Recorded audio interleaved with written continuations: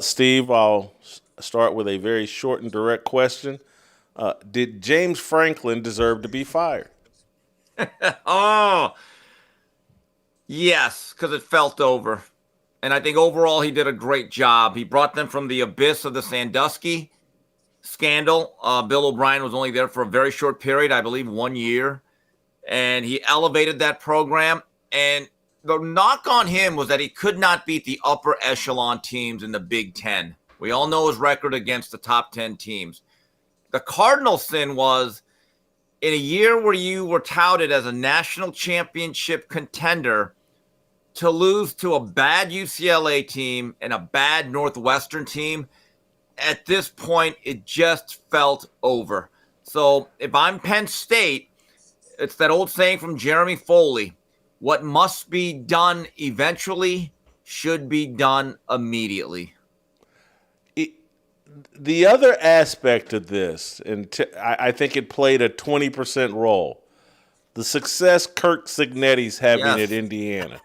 That looks like if I'm Penn State, I'm going, hey, that's what I paid for. That's the team I want. The reality is this, and this is a fact. And again, there has to be a nuance about this, but Kirk Cignetti, if you really think that Illinois at that point was a top 10 team, Sig has now won 2 games against 2 top 10 teams. James Franklin didn't do that in 12 to 13 years. That is a fact. You can Google it. TJ, James Franklin deserved to be fired. Yeah, I think so. I mean, I just think they have higher standards. So, and I get, look, they're coming off of a Final Four appearance. And so, at one point this year, they were, I think they started the year ranked second in the country. But as you pointed out, losing back-to-back games with a 20-point with a 20-point favor in Vegas, that's a problem. And so, I mean, it's similar to some degree to the Mike Tomlin thing. You're really just good enough to not get fired. And at some point, you got to decide, hey, this isn't who we want to be. And it's led me to an interesting thought because, I as a college football fan, see everything through Mizzou. Mizzou right now has Elijah Drinkwitz, and he's getting paid $9 million. There's no reason for him to ever leave Missouri because you don't have the Penn State expectations.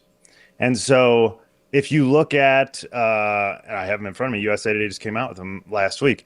Lane Kiffin's making $9 million at Ole Miss. He's the 10th highest paid coach in all of college football, right there with Drinkwitz.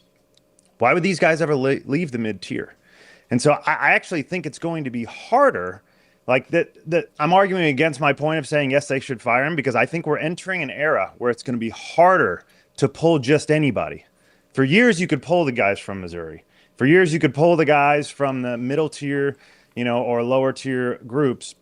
And I think the middle tier guys are going to get really, really comfortable. If you look, they came out with this today on SEC Network.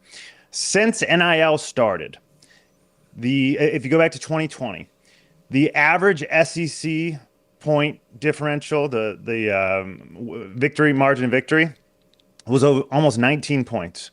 And it's gone down every year. This year, it's 10.7. It's the closest the league has ever been, top to bottom. And that's because the NIL and the transfer portal has made things a lot more even. And if the schools in the middle tier, Ole Miss and Mizzou, and I mean, there's a bunch of them. Cignetti's making $8.3 million at Indiana. Brett Bielema is making $8.2 million at Illinois. These are middle tier schools. These are top 40 schools, top 45 schools. Why would these guys ever leave? So I think it's going to be hard for the Penn States of the world that's been used to forever getting the pick of the litter. I'm not sure they're going to anymore. Steve, you agree with that? You think it's going to be hard for Penn State to get who they want? Well, to TJ's point, parity is upon us from the NIL. There's no doubt about that, and the portal. Here's the issue that Penn State has to realize. They've been a top 10 program the last 7 or 8 years with Franklin. That is a fact. If there was a 12-team playoff, he would have made that playoff at least 4 or 5 times. He did a good job. Let's get that right out the way. The problem was I think Penn State fans had an issue with being the third best program in their own conference. I mean, if Michigan and Ohio State were not basically yearly rivals and they kept losing to them, this would have been much more palatable. I think that if that dynamic did not exist, people would have said, wow, what a bust we are. We're disappointing. But you know what? James Franklin overall deserves grace. We're going to give him a couple years to reset this program. But to me, it's like the John Cooper syndrome, Jason. John Cooper, I thought, did an excellent job at Ohio State, except for one thing. Could not beat Michigan enough. He had at least 2 or 3 teams in the 90s that I thought were as good as anybody. Any of the Florida schools, good as Nebraska. But he could not win that last game in November against the Maize and Blue, and eventually it doomed him. The question to what you're talking about, if you automatically say, hey, Matt Rule's our guy. He's a Penn State alum. We like him. He knows the culture. He has respect for the program. I'm not so sure you're going to be that much better with Matt Rule, who I like. Well, the other thing you've forgotten or overlooked or just Oregon, wouldn't you have to say that's a better program than Penn State right there in the Big Ten now? And so maybe they're the 4th best team in their conference, and that's a problem. Right, but they're not a yearly rival. Let's keep this in mind. It's really about Penn State not being able to beat Michigan and Ohio State. Oregon's only in their, second year in this new expanded Big Ten. They're not really considered rivals. Now, one thing about Franklin, he's got a decision to make. How much does he love to coach? Because I'm beginning to think that being a college football coach is not the best job in the world. Being one that is fired with time left on your contract, now you're talking. That's the job you need to put into your LinkedIn account. That's the one we all want. Well, $50 million he's getting to go away, or 49, and I'm sure he would be a great candidate to be a game broadcaster.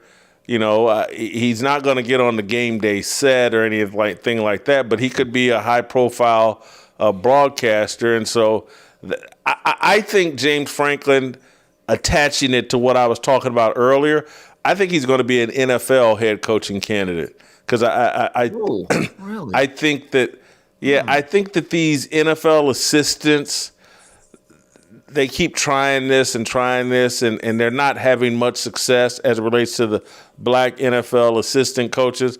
I think some NFL owner this year will, or his agent, James Franklin's agent, will put him in play for an NFL head coaching job. I want to move on to my overall thesis about black coaches trending the wrong direction, in that this Rooney Rule has actually been a disservice to black coaches. It's handed them an excuse, made them a victim, made them think of themselves as a victim that need crutches or special help. I actually think we're trending the wrong direction with black coaches. TJ, am I right or wrong? Oh, I think look, the second they made that rule, we were trending the wrong direction. When did the Rooney Rule come in the early 2000s? 2003.